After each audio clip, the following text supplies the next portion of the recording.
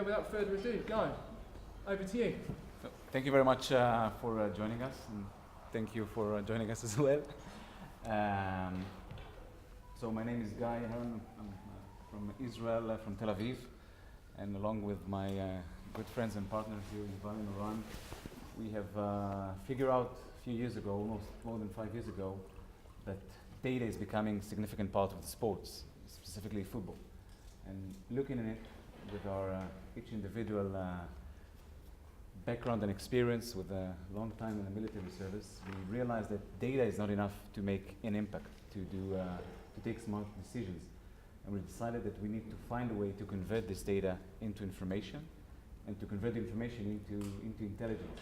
So information allows us to see a wider and more clear picture of where things are, and intelligent helps you to take decisions. And over more than 4 years, we have recorded on a daily basis around 80 players and analyzed their performance, their data, collecting near 500,000 training and matches session. In our bank, we have more than, it's a hard number to pronounce, we have more than 833 million events that we have tagged and measured, and with this, we have built an algorithm that is on those boots, as you can see, is mounted on the sensor. So we have one on the right foot and one on the left foot. No infrastructure, no installation. And based on machine learning and artificial intelligence sensor, it allows us to play football. So we know what the player is doing when he's touching the ball, passing, how much he touched, how many of his passing were successful, and in addition, we are covering the physical and the tactical. So the technical, tactical, and physical side. The company right now, so the R&D center is led by Moran in Israel. We have our office headquarters here in London, where Yuval is leading the way. Another office in Miami and in Beijing. And over the past year, since it was the second year of second season, we're offering the solution, the technology, the product PlayerMaker. We're now experiencing an amazing growth from Latin America to North America, Europe, China, and it's very, very exciting times.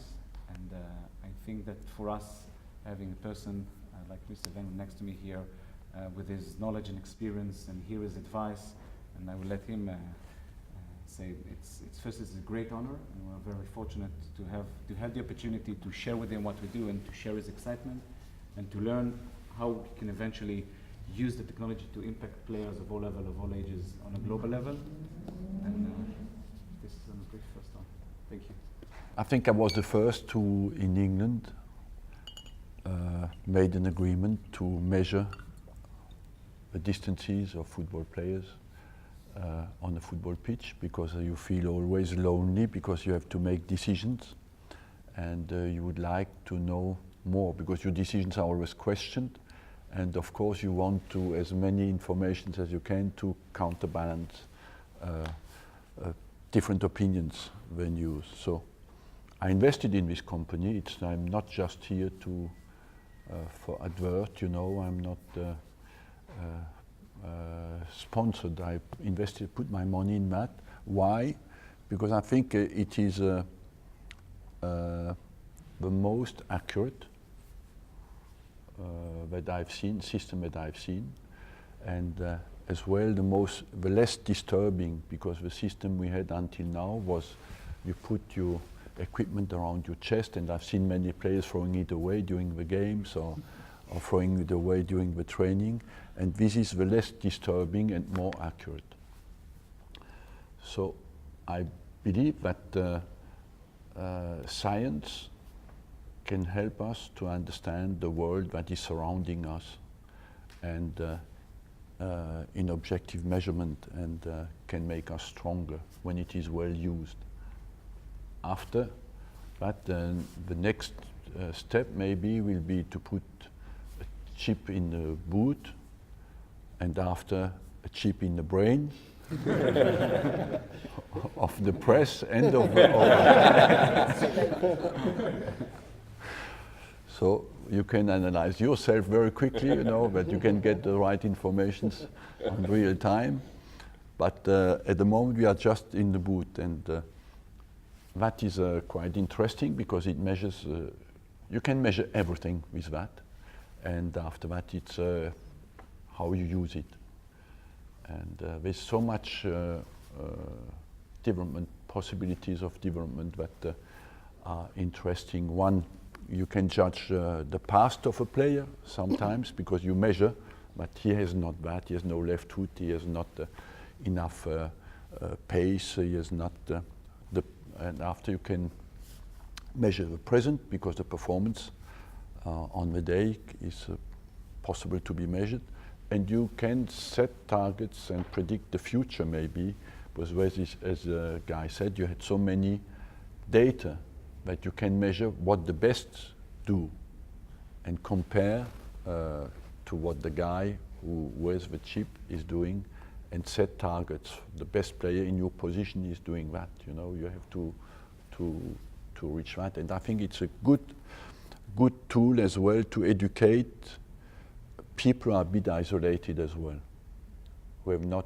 access to top level coaching, because they can, you can give them information what they have to work on and what they have to do when they're isolated. I said today, when I was a kid, I was in my village, I had no coach. Until 19 years of age, I never had a coach. After, when I met my first coach, it had one advantage. I respected all the coaches I had, because I knew what it is not to have a coach, you know. So today, people with that system for internet, you're not isolated anymore. You know, you can give them targets and know what to work on. And so that's basically why I think this is a good system, and that my guys here are doing well, and hopefully they will continue. But I believe that it's the best available solution at the moment to measure performances. Can you remember, Arsene, when you first introduced technology? Can you remember the year and what it was like way back in those days? I think it was 1999 or something like that, yes. It was a guy from Leeds who created the system, and I met him and I thought, but I worked on performance rating in years 87, 88 with friends of mine on computers. We worked day and night to really measure the performances of players.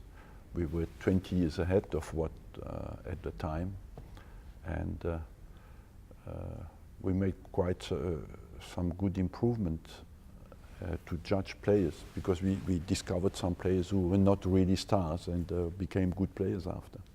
But when do you think you first made judgment calls based on the technology and the science? So in terms of... During that period, 89, 90, 91. And after that, you know, football was quite a long time isolated from science, not interested. And now it is, I still believe what is very important is today science has taken over.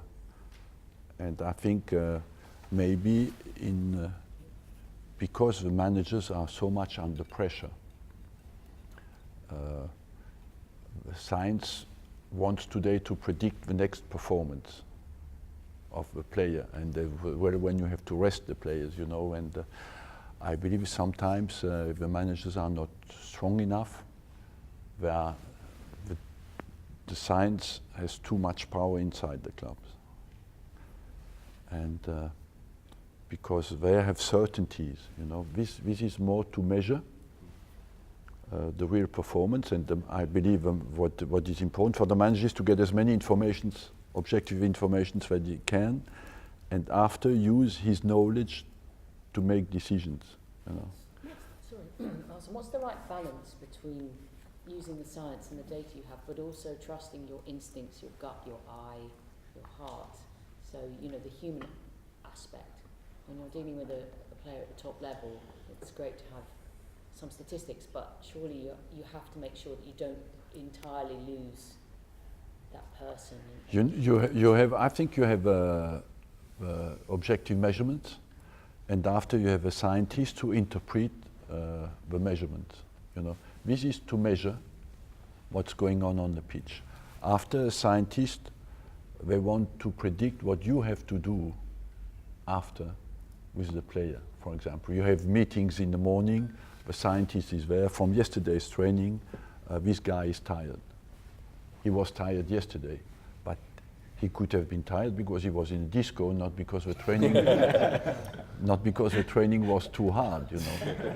So at the end of the day, you can become quickly minimalist because the player is a very intelligent animal. Have you done any analysis of this yourself with any Yeah. teams? Yes, So we had this is very accurate, more when it's on your upper body, and it's faster. You have it straight away. Yeah. You know, you put your chip in after the training, the manager has straight away. Usually we have to wait 24 hours, 48 hours, so you have it in real time. Basically, you cannot cheat anymore when you practice. When I played, you had some players when you went in the forest, they did hide behind the tree and waited until the rest of the team comes back. That's not possible anymore. did it take you a while to get, when you started in bringing in technology, was it widely accepted straight away, or did you have to sort of fight for it to get it accepted by football teams? You have always to fight for it. And you have always to use it in the right way, you know. That's why I still think this is all very good, but after above that, you have the knowledge and the experience of the manager, who knows, for example, a guy says to you, this guy should not play him on Saturday, he looks exhausted, and the day before the training you see that he's has a fantastic game, you play him against the science, you know.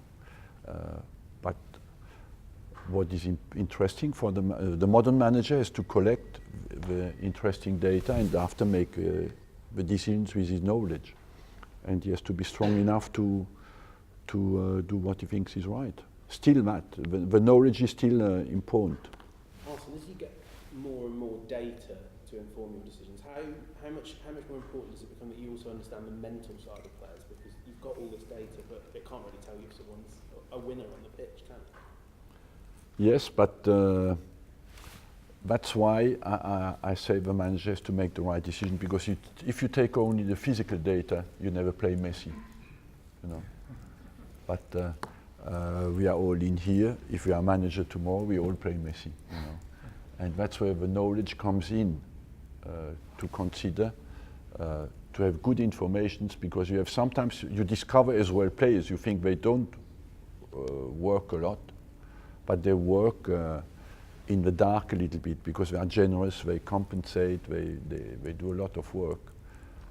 For example, we had a player like Gilberto Silva. You didn't see him a lot in the game, but you look his work rate, it was unbelievable, because he accepted to do the job that the others didn't want to do. So you discover that sometimes as well.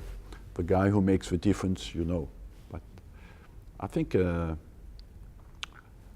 it is, the science is vital to be better, to know, but after it is how you use it as a manager. And because this is what you have shown here, you can do much more, you know, because you have all available. You can sophisticate your knowledge with the passes forward, the passes sideways, the passes backwards, and the creative pass. You can do all that. It has been very enjoyable. It's sort of almost a happy compromise for you, because we might have expected to see you back in the dugout before now, but you're still staying within the game. What's your? Have you enjoyed the last year? Has it been a refreshing change? Yes, I enjoyed. I do different things. I'm less intensity, but I have as well a bit better perspective of what's going on, you know, and I see the mistakes the managers make, and I don't pay the price for it. Well, we had an experience of sharing thoughts and ideas, and it took us a long while to figure things that, hey, but what about this? And it's an amazing thing to connect an infrastructure of technology with such a huge, vast experience, but also with an incredible imaginary and visionary approach. I want to share what I learned in my life,